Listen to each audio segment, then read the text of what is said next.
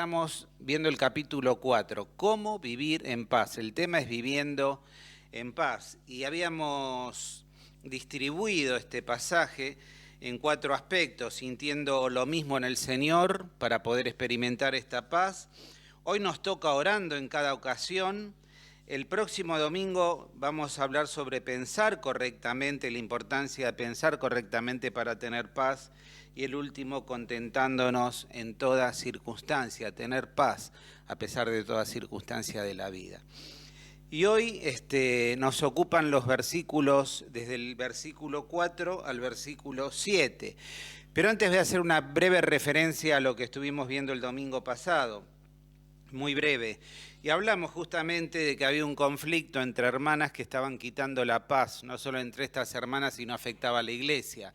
Y era un conflicto que se estaba generando entre 2 personas que habían sido íntimas colaboradoras del apóstol Pablo en la obra. Y como resumen de esto, dijimos que en estos breves versículos, en estos 4 versículos, había 3 menciones sobre la frase en el Señor. Y habíamos dicho también que en primer lugar habíamos visto que exhorta a la unidad y a la comunión de estas hermanas en el Señor, que dijimos que la única forma de poder tener y experimentar la comunión, siendo tan distintos, tan dispares, siendo tan distintos en nuestra forma de pensar, en nuestra formación, es en el Señor. Ese es el secreto de la unidad de la iglesia, ¿no? En Cristo. Después también habíamos visto que exhorta a estar firmes en el Señor. Y esa palabra firme, ¿se acuerdan que habíamos hablado que era una posición del soldado bien plantado en colaboración con otros? Hablamos de esa formación tortuga que tenían los romanos, seguramente hacía una referencia a esto Pablo, en la cual todos se unían, se protegían y podían enfrentar los embates del enemigo. Y decíamos que la única forma que tenemos para poder enfrentar las dificultades y las circunstancias que la vida nos plantea es en el Señor. La firmeza para poder hacer frente a todas estas cosas es en el Señor. Sin Él no podemos, sin Él no somos nada, absolutamente nada. Y por último nos dice allí en el versículo 4 que debemos regocijarnos en el Señor también. Y acá nos está hablando de esta palabra regocijarnos y nos está hablando de sentir esta sensación de gozo. Un gozo que nos está muy íntimamente ligado a la paz. Cuando estamos con paz estamos gozosos y cuando estamos gozosos sentimos esa paz del Señor. Y aquí lo que nos está planteando a través de esta palabra es un presente en griego que dice regocijaos permanentemente. El estado, mi forma de vida, mi estado mental, espiritual y mis sentimientos tienen que ser un sentimiento de gozo. Un gozo que va más allá de las circunstancias. Un gozo que se experimenta más allá de lo que esté sucediendo en mi vida. Como dice el salmista, Dios es nuestro amparo, nuestra fortaleza, nuestro pronto auxilio en la tribulación. Aunque todo se desmorone a nuestro alrededor, aunque parece que todos los vientos fueran contrarios, podemos estar firmes en el Señor, podemos estar unidos en el Señor, podemos estar protegidos en el Señor y podamos gozarnos en el Señor. Yo me acuerdo cuando falleció mi papá, fue un golpe muy fuerte para mí, inesperado. ¿Y qué fue lo que me dio gozo en medio de la tristeza? El Señor. Pasó cuando falleció mi mamá y en cada momento difícil de mi vida yo decía, ¿por qué me siento así? ¿Cómo puedo experimentar esta paz y este gozo a pesar de un momento y una circunstancia tan terrible? El secreto está en el Señor. Por eso, hermanos, no hay razón en la vida para que pueda estar quitando tu gozo. Ese gozo que es en el Señor, ese gozo que es producto de la obra de Dios en nuestra vida. El reconocer y estar gozándome en el Señor es estar reconociendo su soberanía sobre mi vida. Es estar reconociendo que no hay cosa que pueda enfrentar, que esté sucediendo, que escapa a la voluntad y a los propósitos de Dios. No hay nada, hermano, en la vida, no hay nada que te pueda quitar y que te deba quitar el gozo del Señor. Si no estás gozoso, si no estás en paz, tenés que replantear tu vida, tenés que volver a acercarte, como cantábamos, a los pies del Señor, decir, ¿qué es, Señor, lo que me está quitando este gozo en el cual vos me has dado, me has regalado para que viva en este estado de gozo? No hay hermano, no hay circunstancia. Luego de que plantea este conflicto entre Euvodia y Síntique y lo lleva al Señor y dice, miren, si el Señor Jesús, teniendo todo el derecho y todas las razones para juzgarnos, para apuntarnos con el dedo, es más, ni siquiera para ocuparse de nosotros, renuncia a sus derechos, no nos juzga, no nos acusa, sino que nos ama y nos salva, ¿quién somos nosotros para no poder tener comunión con mi hermano, para no tener amor por mi hermano, para no poder resolver en el Señor cualquier conflicto y circunstancia que se plantee? Y termina este concepto en ese versículo 4 que dice, por tanto regocijaos en el Señor siempre. No puede haber ninguna persona sobre esta vida que pueda quitarte el gozo del Señor, ¿me entendés? No tenés que permitirlo. No podemos permitir que ese gozo del Señor lo quite cualquiera, aún nosotros mismos. Si estamos pasando por eso hay que buscarle una solución, hay que resolverlo. En el caso de Bodi y Cinti, que le dice a las dos chicas, ya son grandes, no son nuevas en la fe, pónganse de acuerdo. Y si no se ponen de acuerdo, después le dice, ayúdenlas, a veces solo o sola no podemos. Necesitamos ayuda. Y hoy vamos a ver, luego de esta consideración, estos versículos. Y dice así la palabra de Dios en Filipenses capítulo 4. Vamos a leer desde el versículo, vamos a incluir el 4. Y dice, regocijaos en el Señor, ¿cuándo? Siempre. Y otra vez digo, regocijaos, como diciendo, a ver si les queda claro, a ver si les baja bien la información. No hay cosa que te pueda quitar el gozo del Señor. No debes permitir que te quite el gozo del Señor. Y dice que su amabilidad o gentileza, según la versión, sea evidente a todos. Dice la versión NTV, que todo el mundo vea que son considerados en todo lo que hacen. ¿Por qué? Porque el Señor está cerca. Verso 6. No se preocupen por nada, más bien, en toda ocasión, con oración y ruego, presenten sus peticiones a Dios y denle gracias. La versión NTV dice, díganle a Dios lo que necesitan y denle gracias por todo lo que Él ha hecho. Verso 7. Y la paz de Dios, que sobrepasa todo entendimiento, cuidará sus corazones y sus pensamientos en Cristo Jesús. Dice otra versión dice, así Dios les dará su paz, que es más grande de lo que el hombre puede entender. Y esta paz va a cuidar sus corazones y sus pensamientos por medio de Cristo Jesús. La versión Dios habla hoy dice así, así experimentarán la paz de Dios que supera todo lo que podemos entender. La paz de Dios cuidará su corazón y su mente mientras vivan en Cristo Jesús. La base de los conflictos, ligados un poco a este planteo que hace entre estas dos personas y habla sobre la importancia de la unidad y la comunión en la iglesia, pero yo quisiera ir más profundamente, porque la base de los conflictos reside en cada uno de nosotros. La base de los conflictos está en uno mismo. ¿Cómo reaccionamos ante los demás? ¿Cómo reaccionamos ante la actitud de los demás?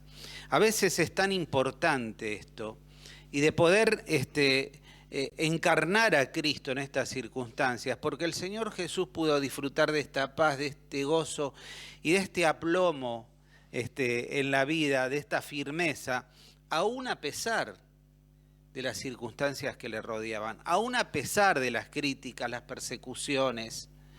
Nada quitó el gozo del Señor, nada quitó su paz. Y hermanos, lo importante es que debemos ser agentes de paz, como dijimos, ayudar a otros, pero también ayudarnos a nosotros mismos y ver si hay algún conflicto en mi interior que esté quitándome la paz. Tengo que ver cómo lo resuelvo. Si yo no estoy bien, no puedo ayudar a nadie. Y esto es muy importante porque tengo que aprender a lidiar con mis luchas internas. No podemos permitirnos que estos conflictos internos nos quiten el gozo. A veces tenemos conflictos. Miren, el apóstol Pablo es maravilloso. Con tanta claridad en el capítulo 7 de Romanos, abre su corazón, siendo el apóstol, ¿no? No sé si muchos de nosotros lo haríamos. Imagínense un pastor, un líder de alguna congregación, de algún movimiento evangélico, de alguna organización. Pablo, el apóstol Pablo, abre su corazón y dice en Romanos 7, miren, yo tengo un problema. Y el problema está dentro mío. Hay un conflicto, hay una lucha entre la vieja naturaleza y la nueva naturaleza. Hay un Pablo que quiere agradar a Dios, quiere alabar a Dios, quiere adorar a Dios, quiere cumplir su voluntad, pero hay un Pablo también en mi interior que está luchando y que me lleva a hacer aquello que no quiero hacer. Ahora, Pablo era consciente de esta lucha y la comparte, abre su corazón y nos dice a todos, yo, el apóstol Pablo, tengo estas luchas internas y yo me pregunto, ¿cómo no lo voy a tener yo? ¿Cómo no lo vas a tener vos?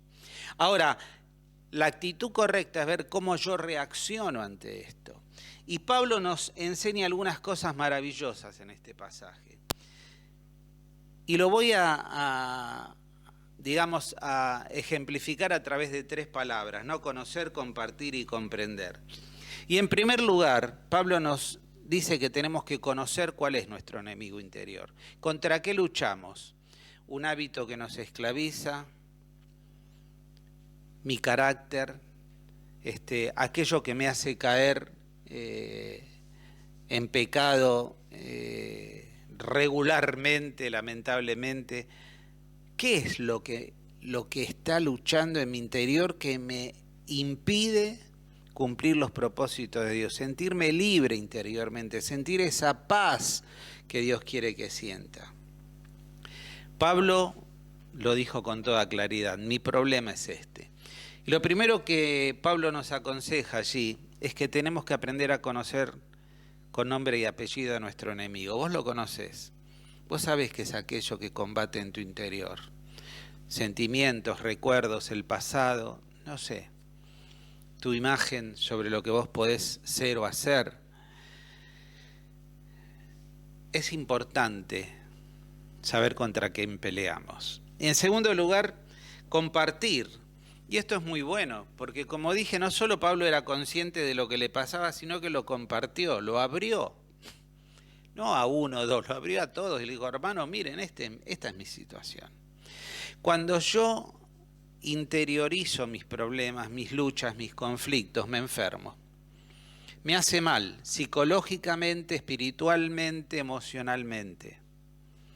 Y lo puedo hasta somatizar físicamente. Por eso el apóstol me dice, mira, no solo sé cuál es mi problema, sino que lo quiero compartir con ustedes para que ustedes oren por mí. Por eso es bueno compartir, no internalizar los problemas, sino compartirlos quizás con algún hermano de confianza, con algún hermano o hermana que nos parezca que tiene la suficiente madurez espiritual como para poder compartir esta circunstancia, esta dificultad. Quizás con los pastores, quizás buscar apoyo profesional, no sé. Vos tenés que ver cómo, pero no te guardés tus problemas, no guardés tus sentimientos, no guardés aquellas cosas que te están haciendo mal. Vos solo no podés, compartilas, lógico, primero con el Señor. Pero a veces vemos que aún compartiéndolo con el Señor es bueno pedir consejo, es bueno compartirlo con otro, es bueno abrir mi corazón a los demás. Y por último, comprender. ¿Y qué comprende Pablo? Si ven el capítulo 7, al final del capítulo dice, hay una sola solución para todo esto. Y esa solución está en el Señor. Esa solución está en el Señor. La única forma de vencer mis miedos, mis temores, mis luchas, lo que me está afectando es en el Señor. Porque el Señor está dentro mío. El Espíritu de Dios mora en mí y Él me puede dar las fuerzas necesarias como para poder vencer esas luchas internas. a Eubod y Sinti que le dicen pónganse de acuerdo en el Señor. Más adelante dice ayúdenlas. Y quizás nosotros también necesitamos esto, ponernos de acuerdo en nuestro interior en el Señor, para que haya paz en mi vida, para que haya paz en mi mente, en mi corazón. Y dice, la única forma de buscar las fuerzas y las soluciones es en el Señor, porque el Señor tiene todo el poder. Y el Señor me conoce aún mejor de lo que yo me conozco. Y el Señor sabe qué es lo que debo hacer para salir de estos problemas. Dice verso 5, vuestra gentileza sea conocida por todos los hombres. Es una de las palabras del griego más difíciles de traducir. No hay una traducción literal al castellano, y sobre todo en este griego koiné, en este griego antiguo. Si ustedes ven en diferentes versiones, las han traducido de diferentes formas, pero yo quisiera resumirlo en algunas palabras, dentro de ser bastante intraducible esta palabra gentileza.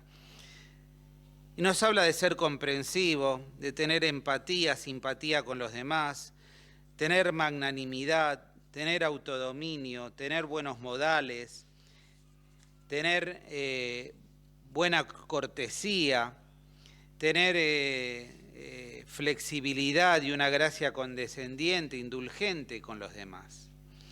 Significaría, en resumen, que uno desea ver las cosas desde el punto de vista de los demás y estar dispuesto a ceder en su actitud y en su derecho en base al amor cristiano, encarnando al Señor. Lo voy a volver a repetir este concepto que trata de sintetizar todo esto. Significa que uno desea ver las cosas desde un punto de vista de los demás y estar dispuesto a ceder en su actitud y en su derecho en base al amor cristiano.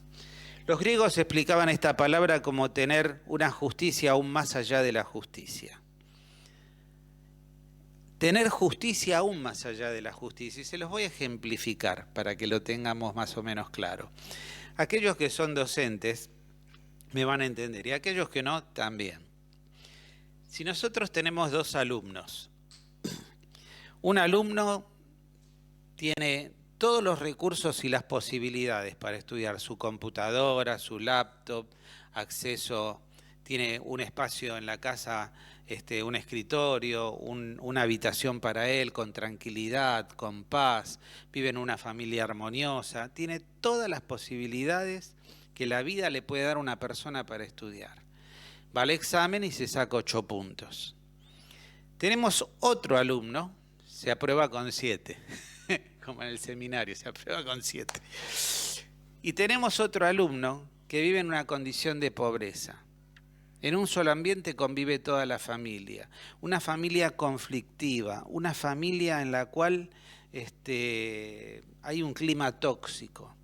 Y ese alumno va a dar el examen y se saca 5. Con 5 reprueba. Ahora, ¿es justo que uno repruebe y que el otro apruebe? Sí. Es la justicia. Vos sacaste 8, vos calificaste con 5. Pero este concepto de gentileza que se ha conocido por todos nos lleva a una flexibilización más allá de la ley, una justicia que está más allá de lo justo. Y es el hecho de la contemplación, de ponerme en el lugar del otro. Y no es lo mismo este alumno de 8 que este alumno de 5, porque ese 5 puede valer un 10. Porque pudo dar un examen, aún un 5, en una condición tan difícil. Nosotros a veces lo resolvemos últimamente poniendo una palabrita, concepto. Con eso cubre multitud de pecados. A veces ponemos, bueno, tanto por esto, tanto por las monografías, tanto por los exámenes, y concepto. El concepto incluye un poco a veces estas cosas, ¿no? La participación, ver el ánimo de la persona, ver lo que le pudo costar estar estudiando, sobre todo gente grande que viene a los seminarios con unas problemáticas bastante difíciles. Y esto sería lo que nos dice aquí que debe ser nuestra actitud de gentileza. Una actitud flexible, una actitud misericordiosa, con gracia, que nos ayude a comprender al otro, que nos ayude a ser justos aún más allá de la justicia. Un ejemplo bíblico de esto El Señor Jesucristo y la mujer pecadora. Yo ya estuve hablándolo el domingo pasado. La ley la condenaba. ¿Era correcto eso? Sí, era la ley de Moisés. ¿Y el Señor la condenó? No. ¿Qué fue injusto el Señor? No. Actuó con gentileza. Utilizó esta palabra. Había una justicia que iba más allá de la justicia. Una justicia que iba más allá de la ley. Y el Señor la aplicó. Y a veces nosotros somos tan duros que perdemos esta flexibilidad. Perdemos esta misericordia hacia las personas. Perdemos este hecho de poder ponerme en el lugar del otro y tratar de entenderlo. Y como dije la vez pasada, ¿quiénes somos nosotros para juzgar a otros? Si nos pusiéramos por un momento en la piel del otro, qué distinto sería, ¿no? Qué distinto actuaríamos, qué misericordiosos seríamos. Porque no somos mejores que nadie, ni estamos exentos de pecado. Dice, ¿por qué esto? Porque el Señor está cerca. Y sea cualquiera de las interpretaciones que se le ha dado a esta frase, algunos dicen está referida a la venida del Señor y otros está referida a la cercanía del Señor. Yo me inclino por la segunda, ¿no? Pero bueno, sea uno, sea la otra, dice, miren, tenemos que tener una forma de actuar, vivir gozosos, en paz, y aún con los demás, y actuar de esta forma, porque el Señor está a las puertas, el Señor puede venir en cualquier momento, ¿y cómo nos encontrará? O si no, por el otro lado, el Señor no solo está cerca, sino que está en nosotros, y tenemos ese recurso del Señor como para poder vivir y encarnar a Cristo y poder actuar como Él actuó.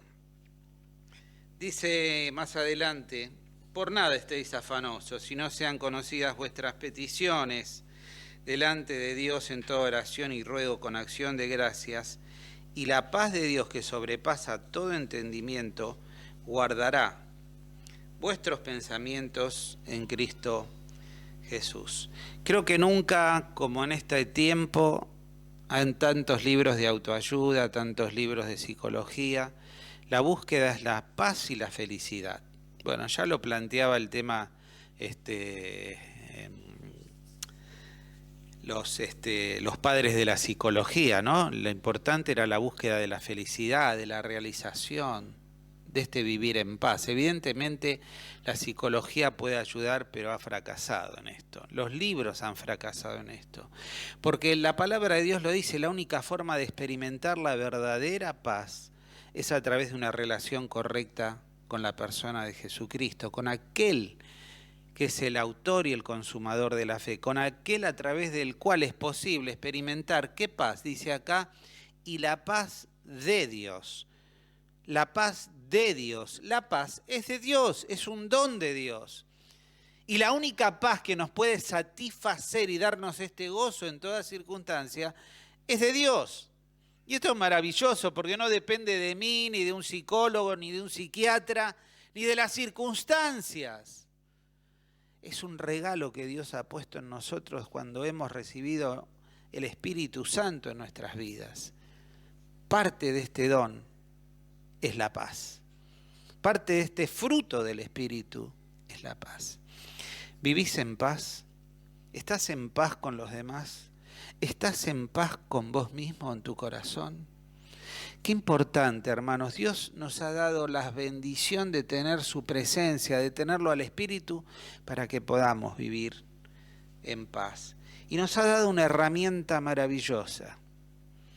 Dice, miren, dice el apóstol Pablo, para poder experimentar la paz, la herramienta que tenemos es la oración. Es hablar con Dios.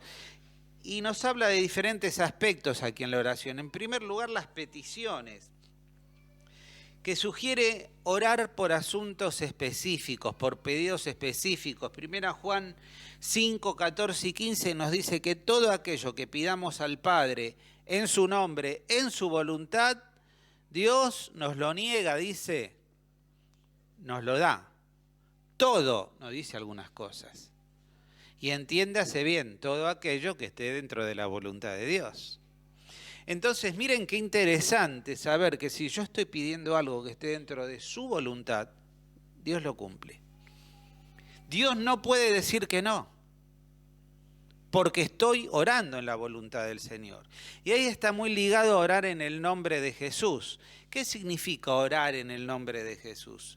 Orar en el nombre de Jesús es estar diciendo que lo que estoy pidiendo está de acuerdo con la voluntad del Señor. Y en el nombre de Jesús todo es posible y todo se da. ¿Por qué? Porque estoy pidiendo en su voluntad. Nosotros usamos en el nombre de Jesús para cerrar cualquier oración, pidamos lo que pidamos. Y muchas veces pedimos mal y muchas veces pedimos cualquier cosa en el nombre de Jesús. Estamos acostumbrados. Pero no es así. Orar en el nombre de Jesús es orar en esa convicción que lo que estoy pidiendo está dentro de la voluntad de Dios. Y Dios lo va a hacer, y Dios lo va a cumplir, porque Dios es fiel. Dice, y en toda oración, no solo peticiones, sino oración, y acá nos habla de la oración personal, y está muy ligada, no voy a andar explicando las palabras en griego y todo el significado que tiene, porque no es el momento ni tiene ningún sentido. Pero sí está hablando de algo asociado con la devoción y la adoración.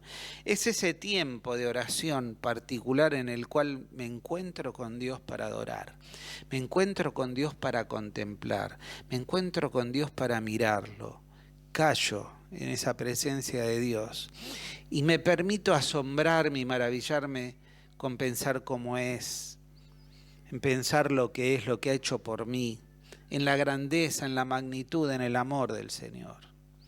Como siempre digo, me habrán escuchado, a veces oramos mal.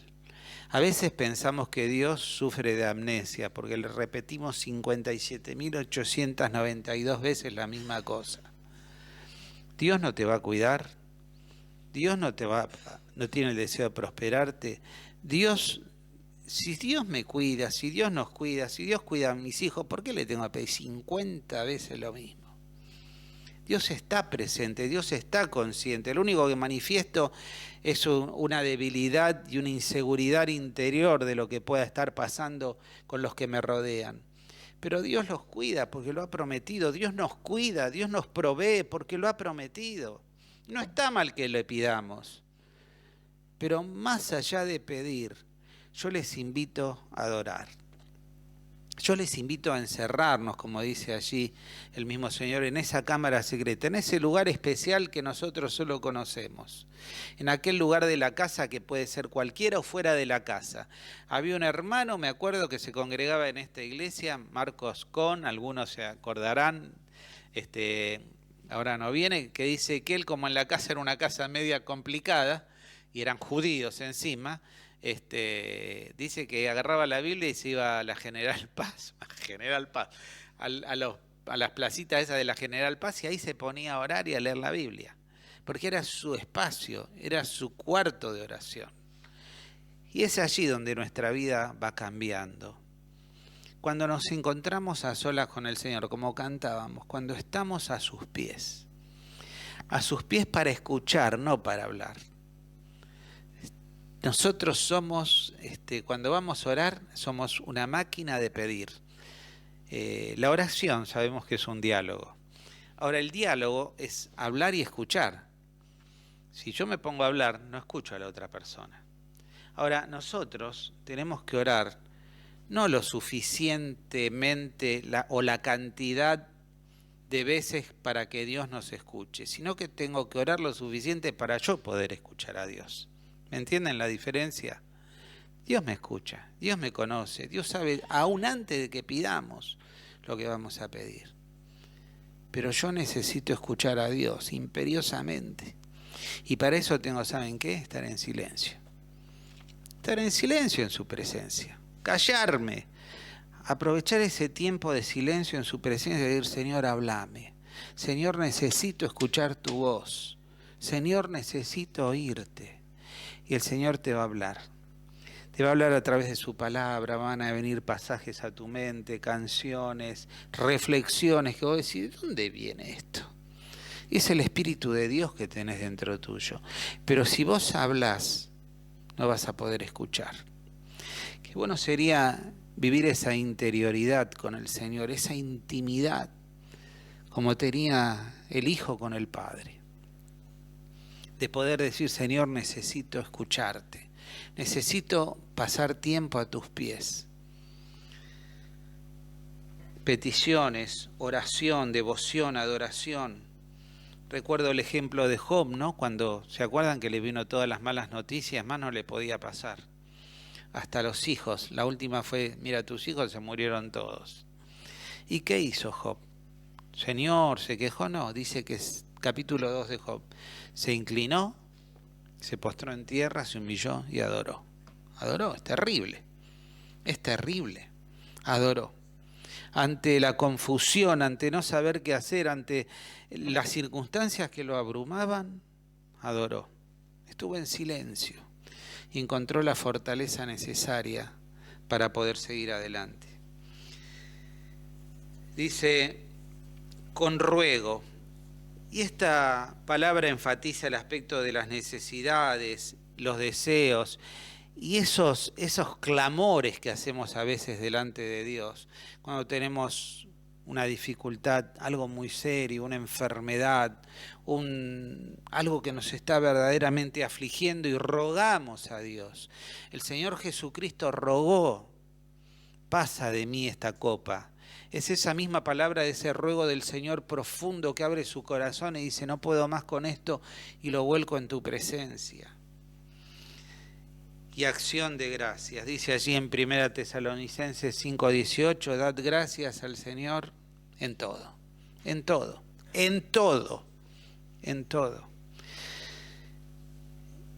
Y la paz de Dios, que sobrepasa todo entendimiento, dice, esa paz que es inentendible desde la mente humana, va a guardar nuestros corazones y nuestra mente. Y ahí toma otro ejemplo de la vida militar.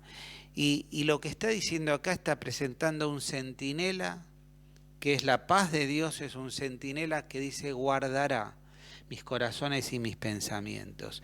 Es un centinela, la paz de Dios, que está cuidando esa puerta y controla lo que entra y lo que sale, para que nada que afecte nuestra paz pueda dañarnos y que las cosas que salgan sean cosas buenas. Y la paz de Dios, que sobrepasa todo entendimiento, va a guardar. Es el centinela, la paz de Dios. Cuando un hombre está en paz, cuando una mujer está en paz, cuando sentimos esa paz de Dios, nuestro corazón y nuestra mente está estable, está gozosa. Experimenta esa sensación que experimentó el Señor. Hasta en los momentos más terribles, Él nunca perdió la paz. Porque la paz de Dios, de su Padre, era aquella que estaba gobernando su mente. Era el centinela de sus sentimientos. Era el centinela de sus pensamientos. Más adelante, el domingo, veremos cómo pensar correctamente. Pero el enemigo trata de afectar por medio de la mente, quitarnos la paz y el gozo a través de poner pensamientos en nosotros que tan solo nos dañan. La paz de Dios es aquella que nos guarda. La paz de Dios es aquella que nos protege de todos estos pensamientos. Pero ¿en quién? En Cristo Jesús. Es la única forma. Si no es en Cristo, es imposible poder experimentar esta paz de Dios sobre nuestras vidas. La paz, la falta de paz mental y espiritual arrastra a muchas personas a la enfermedad, al psicólogo, al psiquiatra, a la depresión, a la ansiedad. Y la palabra de Dios nos dice, por nada estéis ansiosos, preocupados, inquietos, sino el mejor antídoto contra todo esto es la oración. Cuando estás preocupado, cuando estás afligido, cuando tenés esos problemas en la vida que parece que te superan, ¿vas a los pies del Señor? ¿Vas a los pies del Señor o tratás de resolverlos por vos mismo?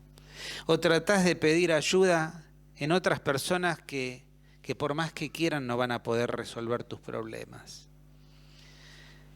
Y la paz de Dios, apostada a la entrada de nuestro corazón y de nuestra mente, va a custodiar nuestros corazones, nos va a proteger y va a poder ayudarnos para que cuando asalte la tentación, cuando vengan los malos pensamientos, cuando los problemas nos rodeen, podamos mantenernos en paz y todas estas circunstancias no entren y afecten nuestra mente. Pablo nos da en este pasaje 3 consejos, ¿no? Y el primer consejo es que podemos llevar absolutamente todo a Dios. No hay nada que no podamos llevar a Dios. No hay nada demasiado grande para el poder de Dios, como para que el poder de Dios no pueda vencer. Y tampoco no hay nada pequeño como para que escape de su cuidado personal. ¿Se acuerdan que yo decía que me había acostumbrado, y mi mamá me acostumbró a orar aún por las pequeñas cosas? Para ir a hacer las compras, para las compras del día, para cada cosa, hasta para comprarme ropa, todo lo ponía en las manos de Dios. Todo le pedía a Dios. ¿Por qué? Porque algo que aprendí y que aprendemos de este pasaje es que dependemos del Señor para todo. Y que tenemos que utilizar esta herramienta maravillosa de la oración. Y Pablo dice, miren, absolutamente en toda circunstancia podemos y debemos orar. En segundo lugar dice que podemos presentar nuestras oraciones y súplicas y podemos orar por nosotros mismos. Es maravilloso esto porque podemos pedir perdón por el pasado, pedir que el Señor esté bendiciendo nuestro presente y garantizarnos la seguridad del futuro que quita nuestra ansiedad. El futuro genera esta ansiedad, el pensar qué pasará mañana. Bueno, mañana no creo que cambie mucho el país. Se van a empezar a manifestar que puede haber un cambio de rumbo u otras autoridades. Pero no sé si eso esencialmente va a cambiar tu vida. Pero la palabra de Dios me dice que sí, que hay una posibilidad de que tu vida cambie. Que hay una posibilidad de que hagamos la mejor elección. Y la mejor elección es en el Señor. Es poder disfrutar de esa paz y de ese gozo, aún a pesar de las circunstancias que estamos viviendo. Hablamos de ciudadanía, ¿no? Nos compartía José. Somos ciudadanos del cielo. ¿Vos te das cuenta de lo que significa esto? Que nuestra patria es la celestial, que nuestro gobierno es el gobierno celestial, que aquel que es la autoridad sobre nuestras vidas es Dios. Y que Él, dice la palabra de Dios, que está preocupado y ocupado por cada uno de nosotros. Aunque la tierra tiemble, tenemos que confiar. Aunque todo se desmorone, tenemos que confiar. Los políticos prometen paz, prometen seguridad, prometen... hoy salíamos con Lili para acá y venía una vecina y dice, me voy a votar. Dice, tengo esperanzas, me voy a votar. Y yo, bueno, vos tenés esperanza, yo te felicito. Mi esperanza no está puesta en ninguna de las autoridades que se puedan votar. Mi esperanza está puesta en el Señor. Es aquel que me da paz, que me da gozo a pesar de las circunstancias. Y por último dice Pablo que todo tiene que estar acompañado por acción de gracias. No hay cosa por la cual no pueda agradecer a Dios. Aún las cosas malas, dice el Señor, que las torna en cosas buenas.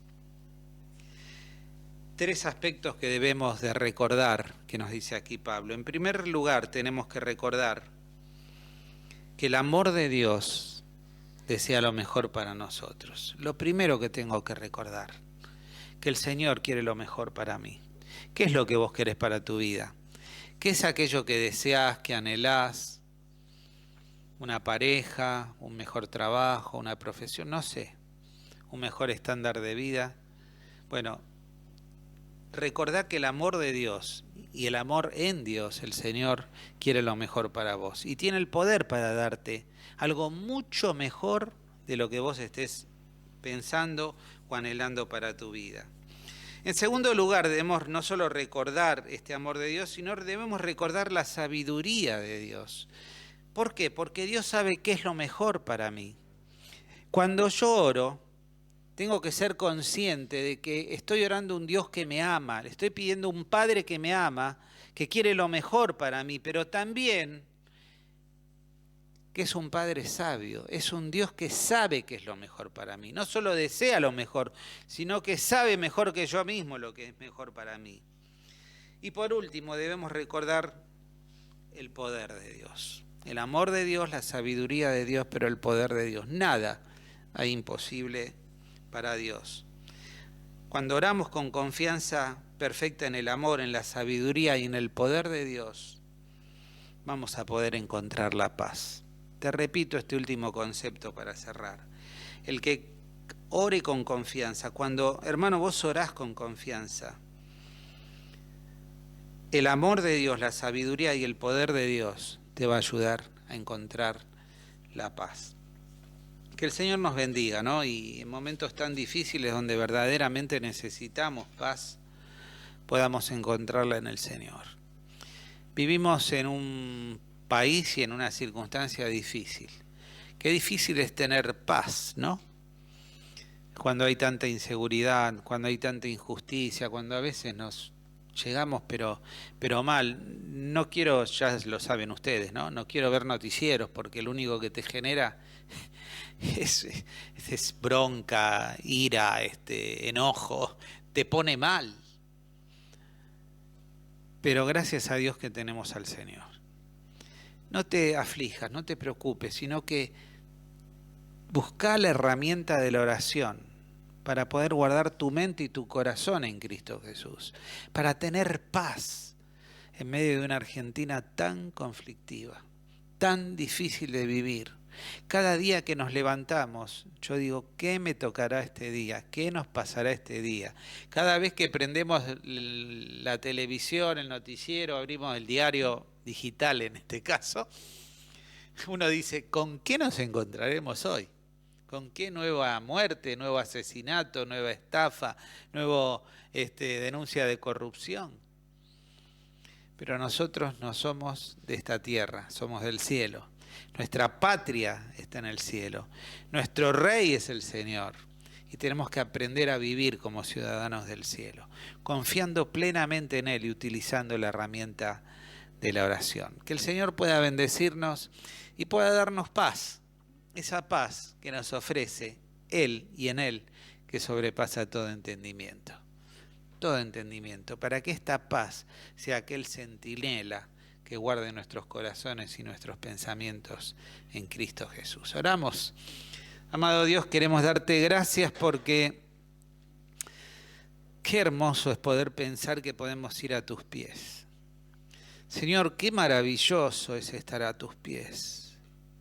Es un lugar de paz. Es un lugar en el cual, Señor, se abren los cielos y se derrama tu bendición. Es el lugar donde maduramos espiritualmente, donde nos transformamos a imagen de Cristo, donde podemos ver el amor, la sabiduría y el poder de Dios manifestado. Señor, donde ponemos en acción todo el poder del cielo. Aún lo imposible se torna posible cuando estamos a tus pies. Señor, nos das una herramienta tan maravillosa y tan poco la usamos. Nos afligimos, nos preocupamos, nos hacemos mala sangre, cuando tendríamos que estar más a tus pies. Señor, enséñanos a orar, como clamaron los discípulos, hombres acostumbrados a la oración, oraban varias veces por día, pero se dieron cuenta que había una diferencia, había alguien que no oraba como ellos, y era la persona de Jesús. Señor, enséñanos a orar. Queremos orar en tu voluntad, queremos orar en el nombre de Jesús, queremos, Señor, confiar y escucharte, cerrar nuestras bocas para poder escuchar lo que vos tenés que decirnos. Que pasemos el tiempo necesario en tu presencia, no para estar conscientes de que vos nos escuchás, sino para poder estar conscientes que hemos escuchado a Dios. Señor, enséñanos estos secretos de la oración que se aprenden orando. Padre, bendice a cada hermano y a cada hermana en este día. Danos paz, bendice esta semana para que podamos buscar tu paz y para que podamos ser agentes de paz predicando tu palabra, para que otros que están con unas vidas conflictivas, con una vida en problema, puedan encontrar la paz de Dios a través del Evangelio de Jesucristo.